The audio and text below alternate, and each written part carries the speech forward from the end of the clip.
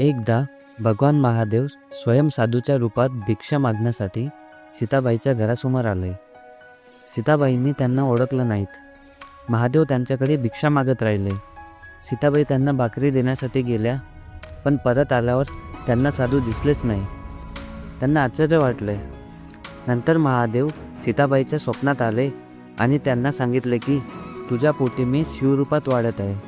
9 महिन्यांनी तुला एक पुत्रप्राप्ती होईल. नंतर 9 महिन्यांनी सीताबाईला प्रसूती वेदना सुरू झाल्या. त्यांनी पहाटे एक सुंदर मुलाला जन्म दिला.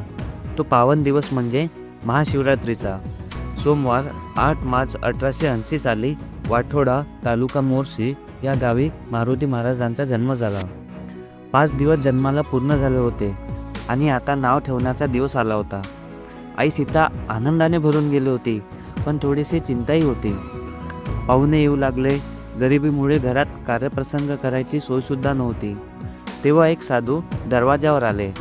त्यांचे शांत स्वरूप आणि बुद्धिमान डोळे मन प्रसन्न करणारे होते. सीताबाईंनी त्यांना आत बोलावले. साधूने आतमध्ये नजर फिरवली आणि सगळं पाहत बसले. सीताबाईंनी साधूला विचारले, तुम्ही काय पाहत आहात? साधूने हसून उत्तर दिलं, मी जीवनाच्या सौंदर्याचे निरीक्षण करतो आहे. सीताबाई अजूनही थोडी संभ्रमात होती आणि तिने साधूला तिच्या नवजात मुलाबद्दल विचारलं. साधूने मुलाला आपल्याकडे बोलावून घेतला. मुलाला आपल्याजवळ घेतल्यावर साधूचा चेहरा अजून उजळून गेला. ते मुलाकडे बघतच राहिले आणि म्हणाले, हा मुलगा नशीबवान आहे. तो या समाजात आनंद आणि समृद्धी आणेल.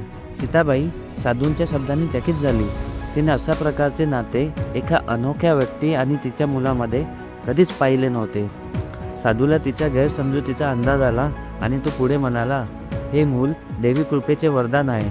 तो आशा आणि करुणेचा दिवा बनेल. या शब्दांनी साधूने मुलाला मारुती हे नाव सुचवलं.